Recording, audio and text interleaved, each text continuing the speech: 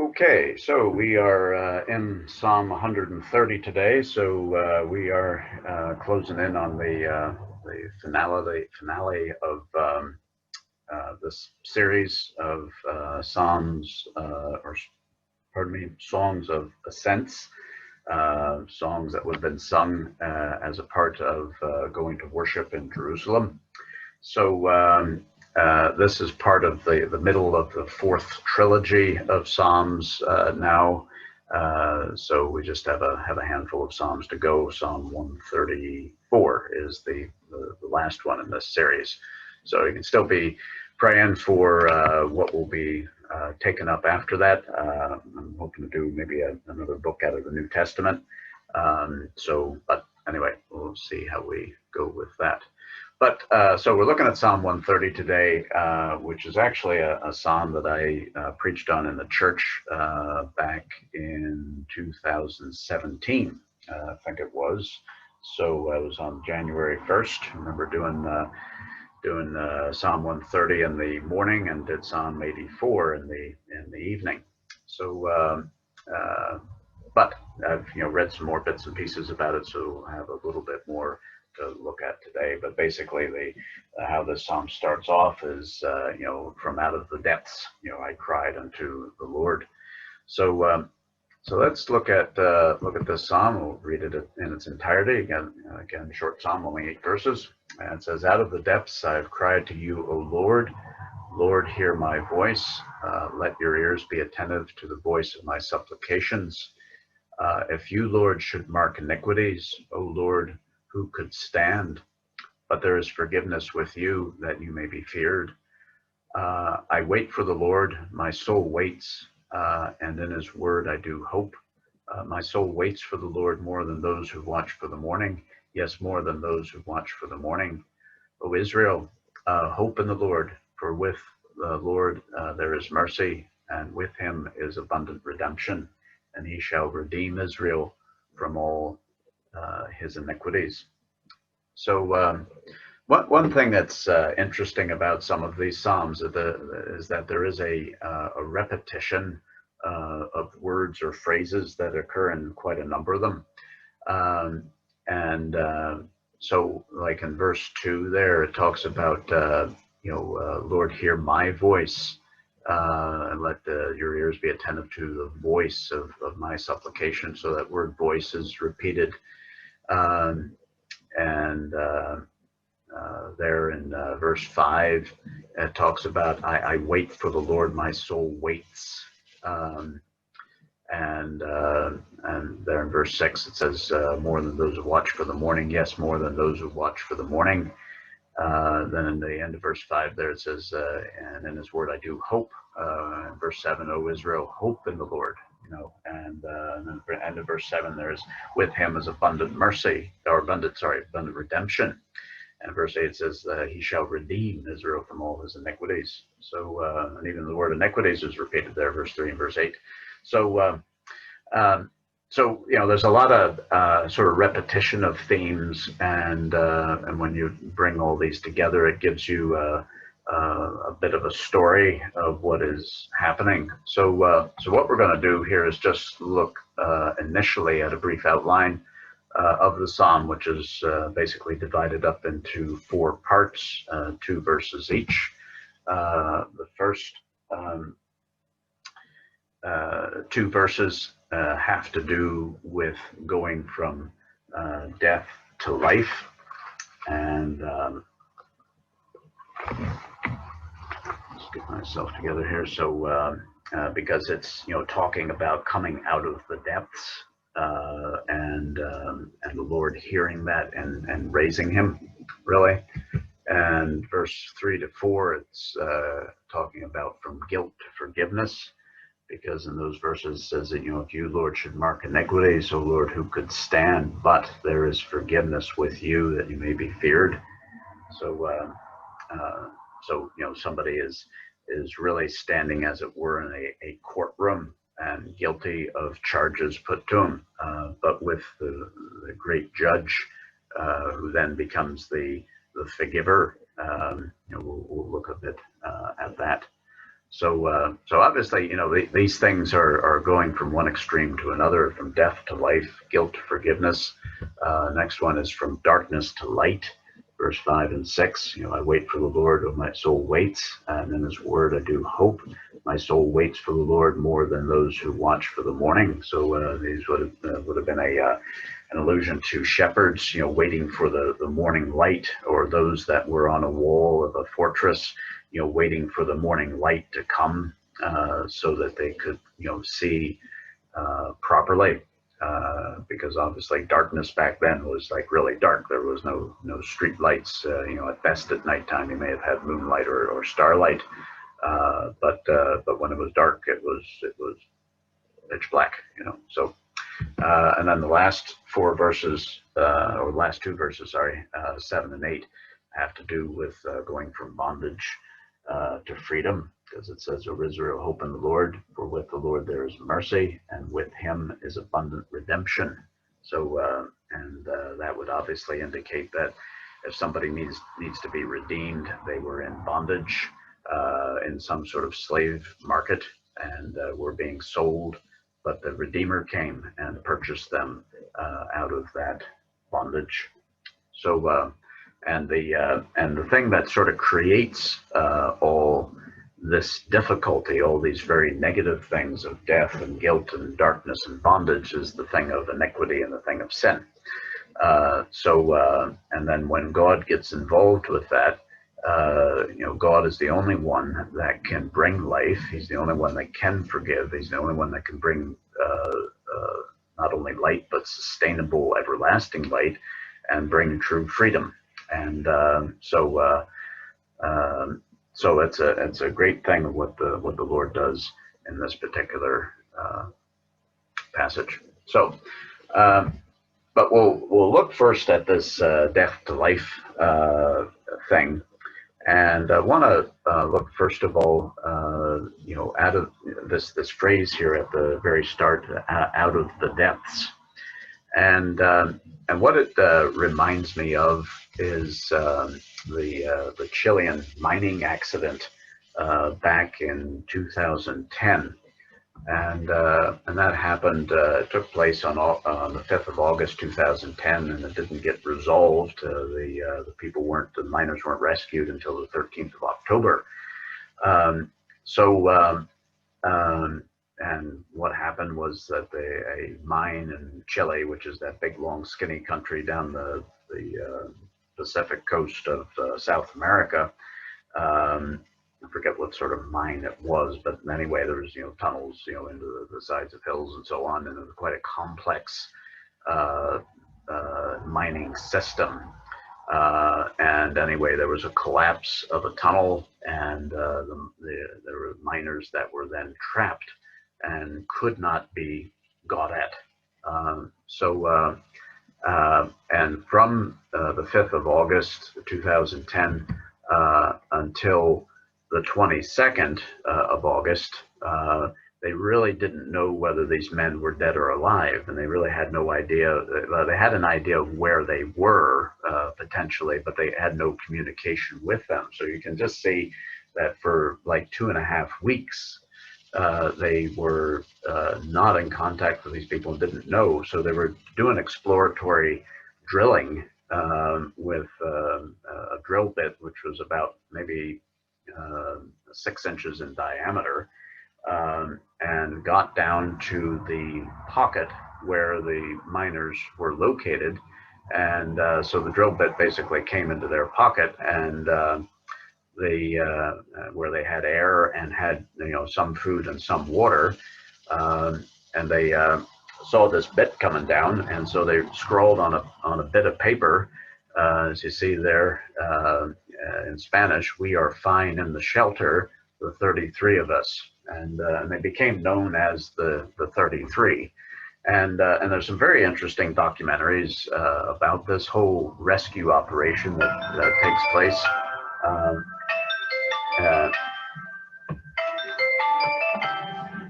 Sorry, hang on a second. So in the So there was this note that was left, and so they were fine in the shelter. But then the problem came of, well, how do you get these men out? Because these men were about, if I remember correctly, about 1,500 feet below the surface of the ground. That's quite a long distance, and so if you think, here in Bambridge, that sort of distance would be, say, from maybe the middle of the town there where the cut is down to the Baptist church. That would be about 1,500 feet. So if you can imagine that sort of a distance through solid rock, is where they had to get to, and getting through where the tunnels had collapsed, that was a non-starter, because it was then potentially going to create more cave-ins and all this sort of business. So it was a real quite a logistical problem.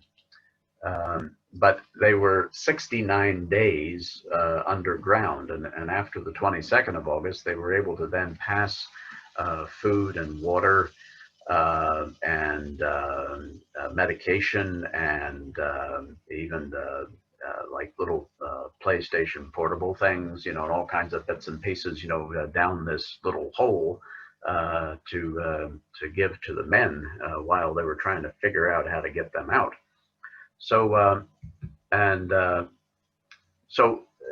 and they eventually were then pulled out, and on the 13th of October, which was day 69. Actually, the final rescue took 24 hours to do, because what they did is they eventually bored a hole that, if I remember again correctly, was 29 inches in diameter. Now, if you're going to be drilling a 29 inch hole through solid rock, that takes some equipment and some going to get through that and target it correctly. So what the Chilean I think military had developed was basically a torpedo sort of shaped rescue tube that they would then lower into this thing, and a person could then climb into it and then get pulled up, and it took about 20 minutes for them to travel then through solid rock up to the surface. And once they, so it took them about 24 hours to get everybody actually out. So, but there's some very interesting Christian parallels with this particular thing, because there was a real commitment to finding them. There was families at the top that were so desperate to get them and find them, and so they were born these holes of all sorts of shapes and sizes, trying to find them. And but the government was not just going to go, oh well, they're probably dead. They thought, no, they might be alive, so let's do what we can to try to find them. And so there was a commitment to finding them, but there was also the expense of getting them. The U.S. and other countries had sent all kinds of drilling equipment to try to bore big enough holes to get down there, and some of the drill bits, because of the density of rock and the type of rock, some of the drill bits actually got destroyed on the way down, and then that just kind of banjoed the whole process of that particular hole. And then they had to start a new one, and so basically you're just banging the rock to pieces as you're drilling through these things. And so there was quite a lot of expense that was used in order to get them. But as you think about the Christian parallels of this, the God the Father is very, very committed to finding you, and even though that you were in the depths of this, the depths of sin, as it were, and some of the language there about being in the depths is actually being like, underwater, and you can't get out. It's like a big weight has been tied to your feet, and you're dropping down ever so much farther, and there's just no way you can get there. But the Lord is committed to finding you, and he will not spare any expense in terms of getting you, because he then sent the Lord Jesus Christ in order to pay for that expense. But in regard to this mining incident, there was also the joy of delivering them, and so the Chilean president was there for everyone coming up, and this was and I remember this very, very clearly, because the Chilean president was a very, very wealthy man, and yet he went down to this place where you had sort of, fairly skilled but still working class people, men that were trapped in the ground, and he went down there and he wanted to be there for everybody coming up, and he welcomed each man coming up with a good hug and firm handshake, and so there was great joy. And I remember watching that live on TV, some of these guys coming up, and when they came up out of the little capsule, they were jumping around, and and just absolutely ecstatic, as you can understand, and seeing their family and crying and hugging and all these sorts of things. So social distancing wasn't a problem back then, but it was just the fact that the president was there, wealthy man, but he was there for each and every one of them and welcomed every one of them. And so, as the Bible talks much about, especially in the Gospel of Luke in chapter 15, there's more joy in heaven over one sinner that repents than over 99 persons that don't need to repent. So the president was there, so he was sort of like an image of God, and of Christ, he was the one that funded this thing, and to make sure that they all got out, and all 33 of them got out in good health. But the problem is that they were promised a lot of different things. In fact, when they were, when they were able to get down there and getting things sorted out, and they had hope, of coming up out of the ground, people were telling them, "You're going to be more famous than Elvis." And I thought, what an aspiration, that you can be more famous than Elvis. And but that was sort of this kind of stuff that they were clinging on to. And so the world was able to rescue them in physical terms, but the world could not keep them. It couldn't keep them right, because a lot of them ended up still poor. Some of them became addicted to drink and drugs. Others were suicidal. They became disillusioned, and some of them went back to mining, but it was very hard, and nightmares and all kinds of things. And so that's sort of where the Christian parallel then ends, is because the world can't offer the full deal. The world can be committed, the world can spend things, and there can be joy, but in terms of full deliverance, only God can bring that. And thank God that God is committed to finding us. God is committed to spending whatever is necessary to get us. And there is great joy within the heart of God when this takes place. So this is sort of a bit of a story that I remember following back. What is it? Sort of 10 years ago now. That happened, and it was quite an international story and a great story of triumph. But then when you start hearing the stories about what happened to these guys afterwards, and the difficulties and breakdown of marriages and family and things of this nature, their hope was based on, I'm going to be more famous than Elvis, because I'm going to be a celebrity, because I got stuck in this mine. But the world can't afford to you the things that God promises. But these four processes basically in this psalm of going from depths to going to redemption. You know, there's the going from death to life. There's going from guilt to forgiveness. There's going from light or darkness to light, and bondage to redemption. So that, you know, the whole process, you know, goes from this depth of thing which is really derived from sin and depravity to redemption with God. So so we'll look at this little thing of death to life here a little bit more outside of the Chilean mining accident.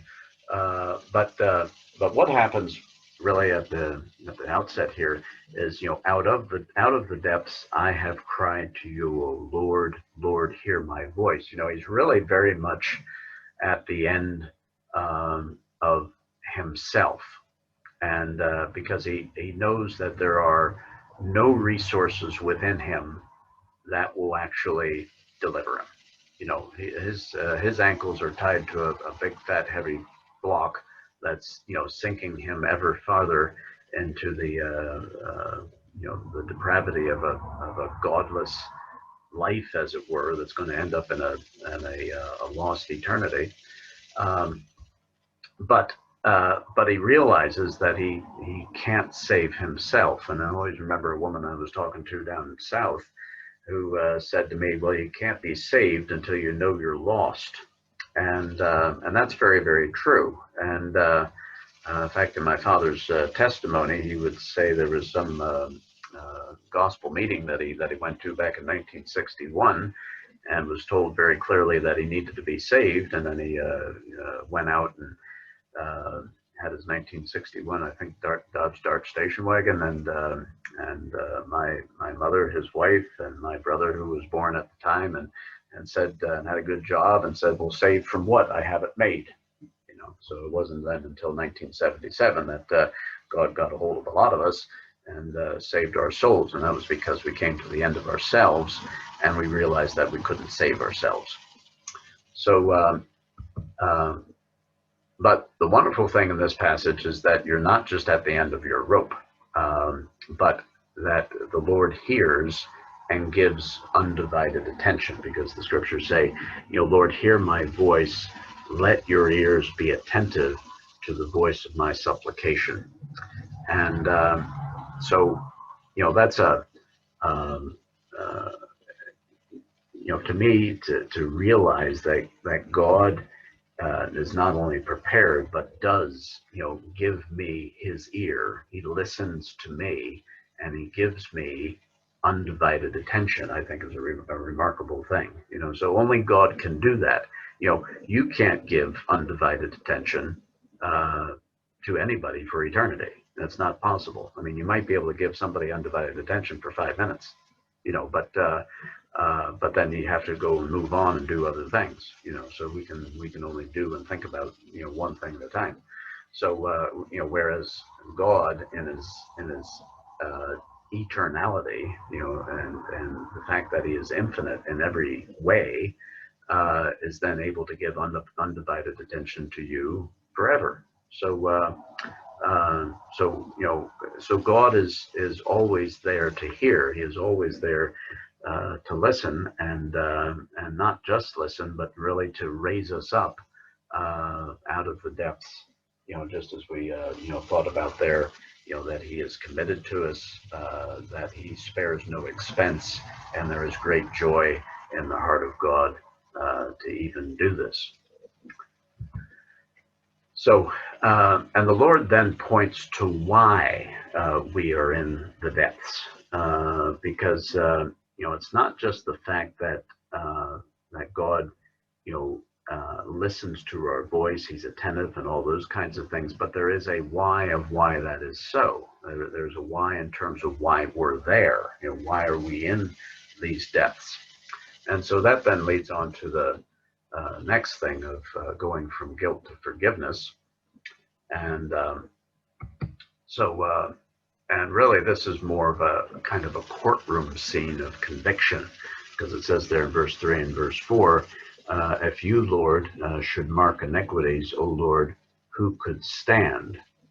And that idea of marking iniquities is the idea of God has a book, and God has taken down there is documented information that is against you, and it is going to bring you into conviction. Now, I've been in courts, not well. I've been in court for one thing in regard to myself, and that was a speeding ticket. But I've been in court, seeing other people stand in the dock and have information that would convict them of their various sorts of crimes. And when you're standing before a judge, I remember when I had the speeding ticket exercise, before I went into the courtroom, I thought, you know what, I'm going to tell the judge a thing or two. And what really happened, because the policeman, he clocked me for going at a certain speed, but I wasn't going that fast, and he had done it in front of the school at lunchtime. That was rather unfair. And he had clocked everybody that day going the same speed. And that seems a bit colluded. And so there's all these things in my head, about that day. Like, I'm in fact, all of us that were, in the courtroom that day for the speed, we were all got caught for speeding that particular day. And, we had all kind of bandied together and said, right, we're going to tell the judge, what's really going on. And then see, when you're standing before the judge, that all just disappears. You just go, yep, I sped. Yep, I was wrong. I did it wrong. I didn't mean to, and you sort of, try your best. But when you're standing before the judge, you're going, the guy has the information, and he has the facts in front of him. And he knows exactly what's going on. So now I got off with a fine. I don't think I got points that day, but anyway, I just remember walking out and kind of, wiping my brow and going, boy, I did get off a little bit lucky there, or something like that. But, when you're standing in a court and you're then convicted of crime, you're going down, that there is then going to be sentencing to that, and so that's what it says here. If you, Lord, should mark iniquities, O Lord, who could stand? No one can stand and argue with God. You cannot stand and put a case forward for your sin and say, well, wrong place, wrong time. It wasn't me. It wasn't really me. It looked like me, but it's I'm not a bad person anyway. Sure, I'm okay. And so you can certainly, God, you can overlook these things. God cannot overlook sin. It's not possible for God to do that. So and so there is these marking of records. So you have this courtroom of conviction, and then you have this marking of records. And so when it talks about iniquities there, it's talking very much about twistedness and the perversion of sin and guilt and all these sorts of things. And so as we have it there, so the perversion of sin, the uncertainty, the twistedness, the guilt, the depravity, that is what is all put out on the table there. So that is what is marked against us. That's what is in this open book that God has.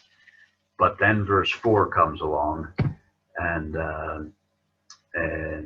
but before that, there's the pressure of debt, because sin and the price of sin is always associated with some sort of debt. If you read Matthew 18 about the unforgiving servant and that kind of thing, the man owed 10,000 talents, which we've looked at in some Bible studies in the past, and that ended up being 250,000 years worth of wages. Nobody can ever pay that back, and so there's this pressure of debt. And if any of us have ever been in debt, whether it be with loans from the bank or credit card debt, or mortgage, or any of these kinds of things that we have in life, we know that there's always this sort of constant pressure, and that's what the Hebrew word for debt actually indicates, is a constant pressure.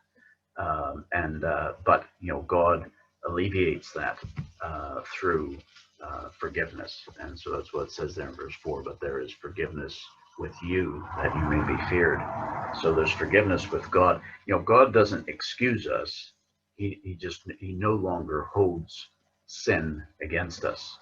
So because God doesn't say, "Oh, it's all right. We'll just give you an excuse." We've done all kinds of things of trying to generate excuses through our days, but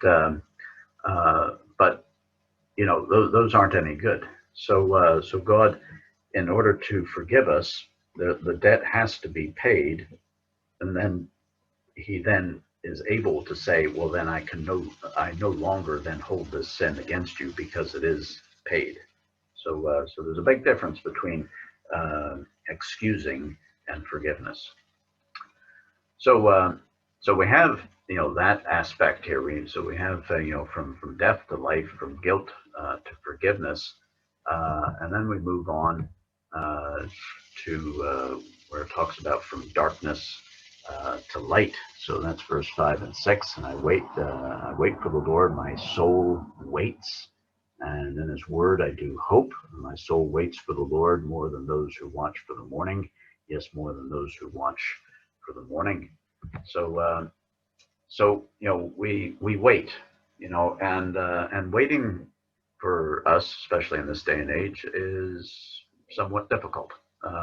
We live in a day and time where waiting for any number of minutes on the phone to have the phone answered about some sort of issue, it's like, why isn't anybody answering? And whereas back in the old days, you had to go and write a letter, and then you might have gotten a reply in a week or two, from some company about something, So, but here we're just, and then if we send an email about something, or we log on to the website to go and sort something out, like you forgot your password, so you click on the link, and it says, okay, we've sent an email to your account, and then you're going, where's the email? That should have come now. It should have been instant. And then it's like, where is it? And so we get all frustrated and things like this. But the thing that the psalmist does here is that he waits for the Lord. His soul waits for God, but there's a great anticipation here of his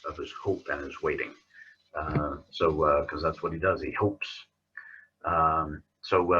And these are hard things to do sometimes within the things of God, because the things of God are not always tangible. They're not always things that we can grab onto. Sometimes they are, but other times it's more of a change of mind and a change of aspiration, and just a change of perspective and that kind of thing, in terms of going from this darkness to light.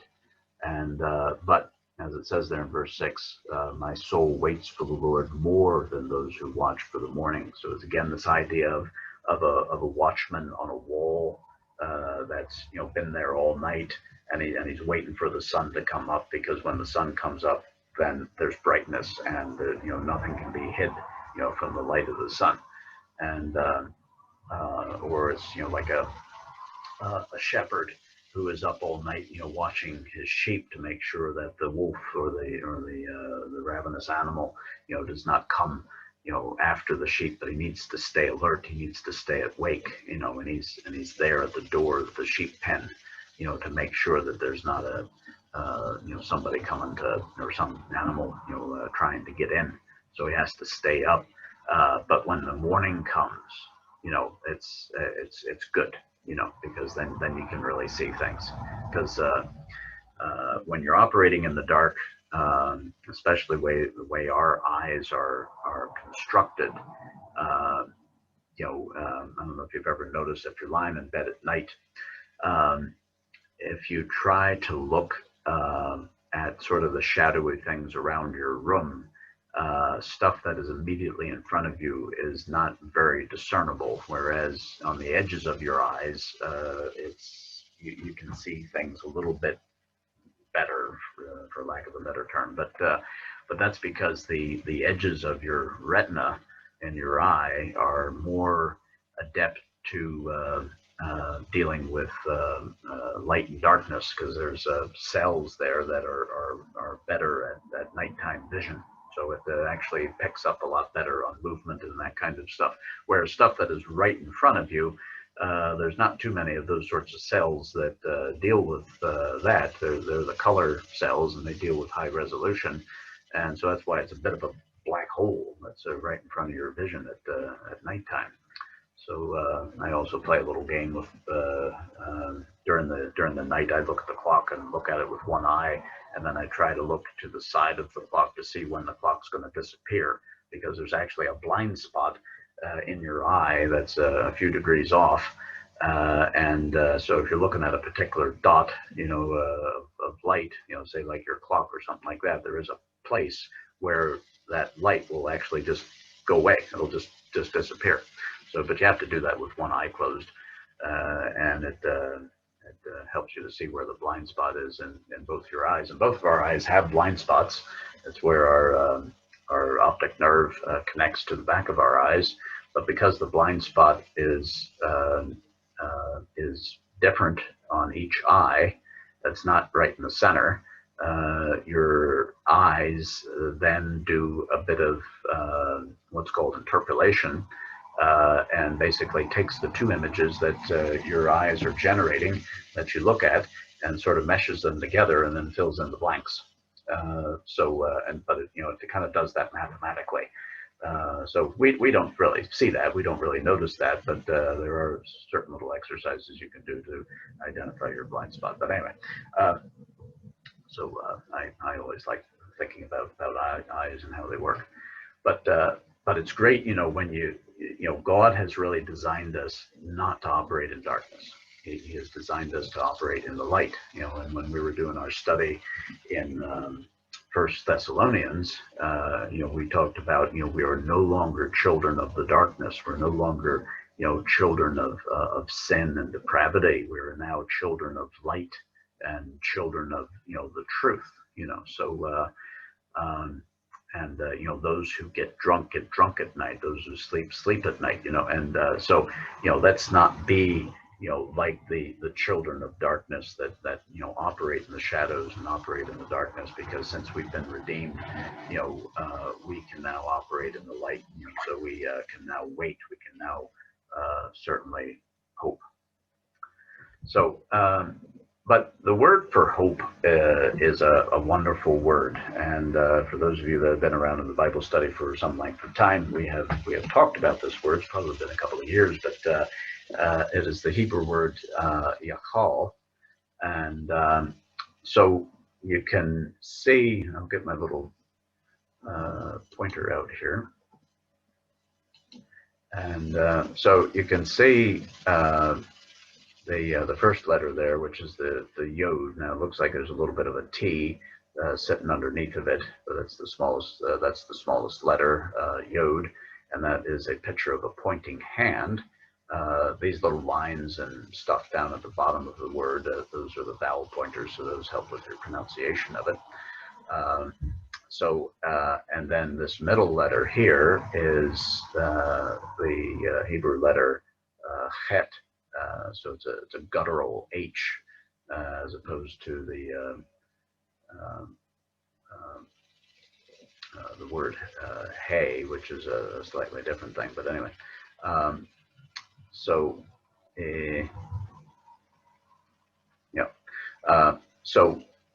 and then this last letter here is lamed, which is actually a picture of a shepherd's crook. So, and this middle letter, is a picture of a fence.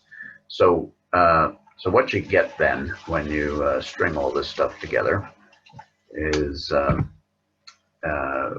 pointing. Basically, you have this hand that points to a safe place, a place of protection, where the shepherd stands with authority, because the shepherd's crook is going to be held by a shepherd, and this shepherd would be God himself. So if you think sort of the imagery of this is, you could be far away, but in the distance, you see a place of safety, and in the middle of that place of safety, you see the shepherd standing, and he's in charge. He's and the closer you get to that place and to that shepherd, those images grow bigger and bigger, and that gives you anticipation. It gives you hope. It gives you what you need to sort of keep on going. And so it's a very interesting sort of word that is there. So and to me, it's a good description of what hope is about. And they're watching for the morning. So and the morning time is always seen in the Bible as the new start of things. This is when the sun comes up. So we have this whole idea of going from darkness to light. And really, it's about God's timing being perfect, because the thing that these men who were watching for the morning were doing, they couldn't hasten the morning to come. There was nothing that they could do to actually say, okay, this has taken a lot longer than I want it to take, so we'll just speed it up a bit. We can't speed time up. We can't speed God up. God is in charge of time. God made time. So God's in charge of time, and so however it's going to happen according to Him is correct. It's right. So sometimes we go through the dark patches of life, light sort of life, as it were. But as we are brought out of the depths, as our sin is being dealt with, we wait, we hope, and God then brings us out of those things. So then the last thing here is from bondage to freedom. So again, it talks about hope here. So verse 7, verse 8 says, O Israel, hope in the Lord, and with the Lord there is mercy, and with him is abundant redemption, and he shall redeem Israel from all his iniquities. So so not only do we have this hope that is, not only going from darkness to light, but it is also this hope that we have then in going from bondage to freedom. We're in the slave market of sin, as it were, and there's people bidding on us. There's the devil that is bidding a price on us to try to, keep us in his slavery. But God comes along through the Lord Jesus Christ, and he then takes us out of that bondage in order to set us free. But he has to pay up an extremely high price in order to get us, because if it's an auction, the highest bidder gets it. So, but we need God's mercy, because it says there, O Israel, hope in the Lord, for with the Lord there is mercy. And the name Lord is very, very central in this book, because if you look at verse 1 there, it says, for out of the depths I have cried to you, O Lord.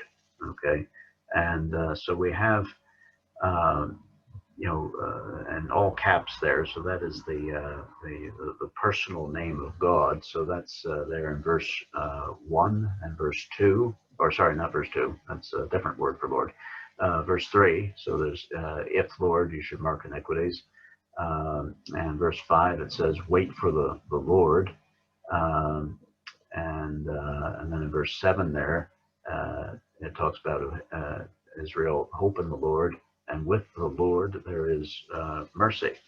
So so the that word all caps Lord occurs 5 times, but there is also this other word for Lord, which talks about the supreme master, as it were, which is in verse 2 and in verse 3, and also verse 6 there, where it says, my soul waits for the Lord. So that's Lord and then lowercase letters. But But what that demonstrates to me, is that God just permeates this whole process. So He's the one that has to do this. He is the one that He's the only one that can bring us from the depths of death into life. He's the only one that can bring us from guilt to forgiveness. He's the only one that can bring us from darkness to light. And here, He is the only one that can bring us from bondage to freedom. But this word mercy here is the Hebrew word hased, and so again, that's sort of a guttural H there, so that's why that's the way it is. But basically, it's let's get my little pointer again here. So that first letter there again is the word that talks about protection, a fence, and then the second letter there, which looks like a bit of an O with a little curly tip on the top of it, is the letter Samek, and that has to do with support. So there's a picture of a stick holding up a kind of a sapling of a tree that was just starting to grow, and just it was there to help it keep straight. And then this letter here that looks a bit like a squared off 7. That's the Hebrew word dalet, which is a picture of a door, but it was also a picture of somebody who was needy and weighed down with things, because the door was not a thing that was on hinges back then. The door was a piece of material that hung in a doorway, but it was the idea of a piece of material hanging, which sort of demonstrated that something was weighed down or poor. So when you stitch all that stuff together there, you then end up with protection and support of the poor and needy, and that's exactly what mercy is. We're poor, we're needy, we need things. We can't help ourselves, so we need some sort of outside agent to afford to us support and protection, and that's what mercy is. And so God was the first one who demonstrated mercy, and as He demonstrated mercy then to His own people, then God's people looked at that and said, well, we then need to support and protect each other because we're poor and needy. So there was this idea of being merciful then one to another. But as the last verse then, end of verse 7 and the verse 8 there sort of finishes up, it says, with Him is abundant redemption, and He shall redeem Israel from all his iniquities. This goes on to the next page here, about redemption, and that really is God's ultimate goal, is to redeem you, because it is to set you free from iniquity, because that is the main word that is used for sin in this passage of scripture there in verse 3 and verse 8 is where it says, if you, Lord, should mark iniquities, and then in verse 8, He shall redeem Israel from all his iniquities. So there's twistedness in our life, there's depravity, there's perversion, there's uncertainty, there's guilt, there's all sorts of stuff that is precluding us from being in a right relationship and a right walk with God. And so how God then ultimately does this is through redemption. He buys us out. It's the blood of Jesus Christ cleanses us from all sin. So the Hebrew word for redeem, and it's a slightly different word than for redemption, is the Hebrew word padah, and but basically the first letter there that looks somewhat kind of complicated, but makes the P sound. It was a picture of a mouth, a person's mouth, and so it was the idea of a voice, and or an opening. And then the middle letter there, dalet, is again the idea of a door. And then now the Hebrew word for redemption, this padah is the word for redeem. But redemption was the paduth, and the letter at the end of that was what was called tav, and that was actually a picture of a cross, which actually had to do with a sign or a commitment that a person made, and especially God, because God was into covenants and agreements. But when you string all this together, it talks about to open the door, or the voice of the door through the sign, which is the payment, to ransom. And basically what it boils down to is to command freedom. So and that's what God does in our life. Really this whole thing in this psalm is all about what God does and how God commands death to life. He commands guilt to forgiveness. He commands light or darkness to light, and he commands bondage to freedom. So it's a great psalm about a collection of different things, and it's all stuff that is all very interrelated in terms of um, what we need. But really, what this boils down to is that Christ is our hope. He is mercy. He is redemption. And all these things are personified in the person of the Lord Jesus Christ. So now, when we get into Psalm 131, it's somewhat of an extension of this psalm here. Now, it is attributed to David, but we will sort of take a look at it. It's a rather short psalm. It's only 3 verses. But I think once we get into it a bit, we'll just again see the richness of God's word in these things. So, as you see through these psalms, with starting off with Psalm 120, where the psalmist is saying, in my distress I cried to the Lord, and he heard me deliver my soul. So it's really kind of way out there and out in the countryside somewhere, and now we're making our way to Jerusalem, and we're getting up toward the temple, and we're getting excited. It's out of the depths. I was in sin, I was in depravity. God has transferred me from death to life. He is taken me from guilt and given me forgiveness. And I'm no longer weighed down with debt. God has taken the scales off my eyes, so that the light has come. I'm no longer in darkness. He has taken me from bondage, like I was in bondage in Egypt, but God redeemed me with a strong hand and brought me into a land, into a place where I am truly free. So it's a great psalm, and I think worth considering and looking at a fair bit. So like I say, next Tuesday won't be meeting. We'll meet again the following Friday.